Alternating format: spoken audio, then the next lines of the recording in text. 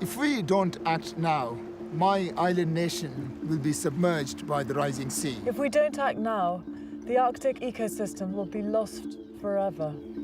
If we don't act now, our forests will turn into deserts. Hotter temperatures and drought will threaten our farmlands. Our emissions will continue to pollute the air.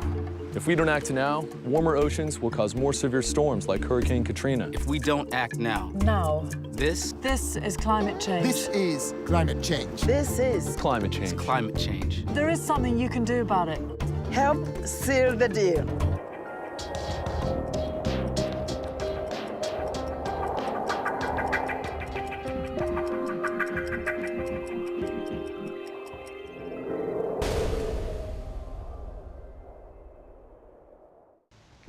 Welcome to the first episode of Seal the Deal.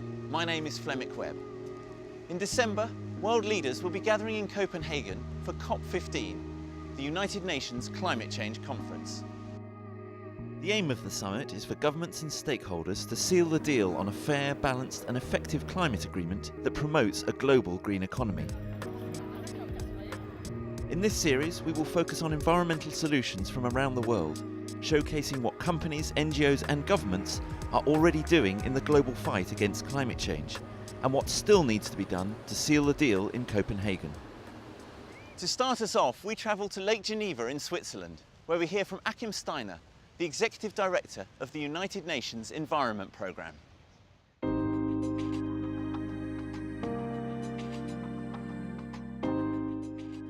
Welcome. We are sitting here on the shores of Lake Geneva in the context of an international discussion on global environmental governance, and just 160 odd days before the climate negotiations in Copenhagen reach their final stage. I'm joined by Dan Esty, professor at Yale University and a former EPA official, and also Julia Martin-Lefebvre, the Director General of the International Union for the Conservation of Nature. The focus of our discussion is the call by the Secretary General of the United Nations to seal a deal in Copenhagen. Let me turn to both of you for a moment and ask, first of all, do you think we're going to have a meaningful deal in Copenhagen in December this year? Julia? I hope so. I'm not sure, but I think at least the fact that we're moving toward a meaningful deal is already positive. Dan, can a deal happen with the United States only putting forward a 4 to 5% emissions reduction over 1990, the European Union offering 20%, developing countries asking for 45%? So I think the good news is the United States is moving in the right direction now, and we have to celebrate that. I think the fact that the new administration, the Obama administration, is taking climate change seriously, is not just engaged in conversations, but really part of the negotiations in a big way, is a positive. But the U.S. is not going to get its own domestic package done in time for Copenhagen. And I think that makes it difficult for us to really conclude in Copenhagen in December the game plan for the next 10 or 15 years. So I think we have to see it as a step in the right direction, but not judge the success of our overall worldwide effort on the basis of whether we get the ultimate package put together at that time. The Secretary General has called for sealing the deal in Copenhagen. Yes, maybe the clock might stop as it has done in previous negotiations, but what is the deal, and particularly from both of you, what is the deal for developing countries that's on the table? I think we recognize that there is got to be a package that includes a number of elements that make it attractive for everyone to play a role. I think one of the critical elements to move forward, and frankly it's critical because the United States Congress won't act unless it's clear the developing world is coming along, we really have to reinvigorate this concept of common but differentiated responsibility. No one on the sidelines, no free riders, but we have to recognize that to engage the developing world, to have China, India, and others sign on, it's got to have some promise of development as well as environmental protection. So, Julia, he says some promise, yes, others say there is no promise. I'm a little bit, no, there is definitely promise. I think the fact that we're saying sealing the deal sounds like we've got to have success or nothing else will happen. And I think that's why I said earlier, we're on the journey and it's going to have to continue very, very vigorously. We'll see how the United States really is able to, what it's able to bring to the table in December. For the developing world, which is a part of human community, and we're responsible for each other wherever we live, wherever we were born, I think we've got to make sure that they're part of the deal, even if it's not sealed. For example, from my point of view, the role of forests, which is finally being taken seriously, and many of the forests are in the so-called developing world, has to be taken seriously, has to be part of the deal, both in terms of mitigation and adaptation. But Akeem, let me just add to that if I can. I think there's another element here that we've overlooked or underappreciated. And that is, yes, there is burden to share in managing the problem of reducing emissions, and we've got to figure out how to fund that in the developing world. But there is also an upside opportunity as we move to a clean energy future. Yeah. And I think the exciting opportunity for China, for India, and I think they're beginning to recognize it, is to be part of that entrepreneurial activity and to see themselves as winners from the possibility of launching new businesses that provide non-carbon-based fuel, that help us mitigate the current emissions, that help us adapt to the world ahead.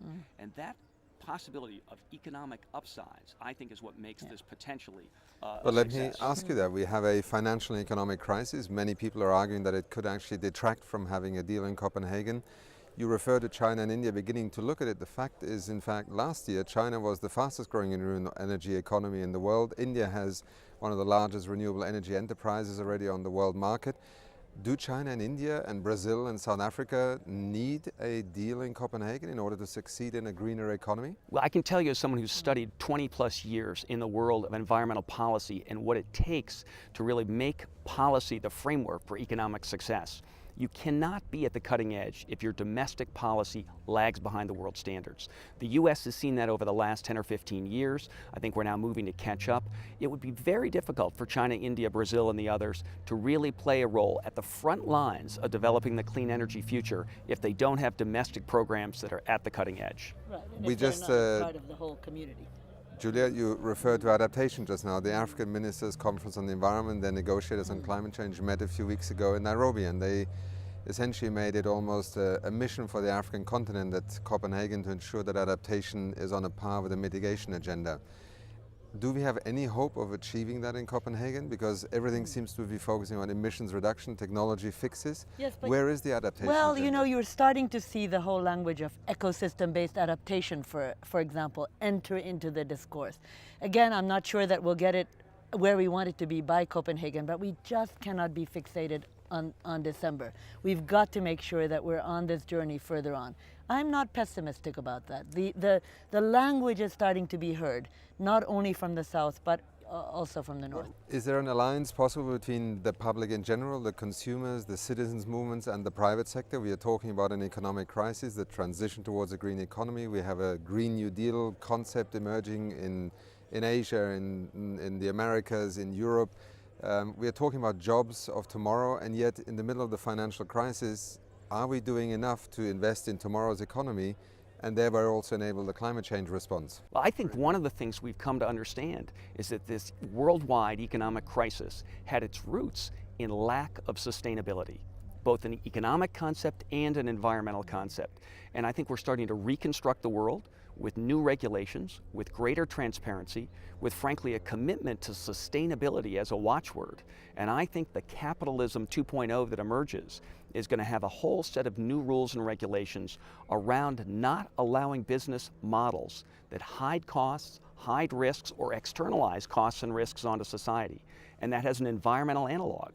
If your business model depends on pushing pollution out onto the community, watch out. That can't be sustained. Well, and when it's over, maybe we go back to business as usual. So let me ask you, where is the leadership going to come from to end with Copenhagen again? Because big things happen because big ideas can be communicated and people embrace them. Where do you see the poles of leadership that will allow the world to do something quite historic and probably on a par with the negotiations about a global trade regime? Copenhagen is economically, socially, environmentally, in a sense, one of the most important negotiation processes in our history of multilateralism. Where is the leadership going to come from? Last question. Young people, I think. The United States has a relatively young new president. Young people. There are young people at this meeting talking with the leaders of the past about passing the torch to the future. That's where the leadership is going to have to come from. Dan? Well, I think change does come generationally. And I think what is impressive is you hear the folks that have been running the scene for the last decade or two talking nervously about the change that might be coming. The younger generation is excited about it, embraces it, and they don't think it's radical, they think it's necessary. So I think the frame changes as time passes. The assumptions people bring to the debate evolve, and I think that's all moving us in a direction where we can anticipate some real promise from Copenhagen. But again, let's not set the expectations too high. I think we see it as a big next step, but we're going to have more work to do next year and the year after.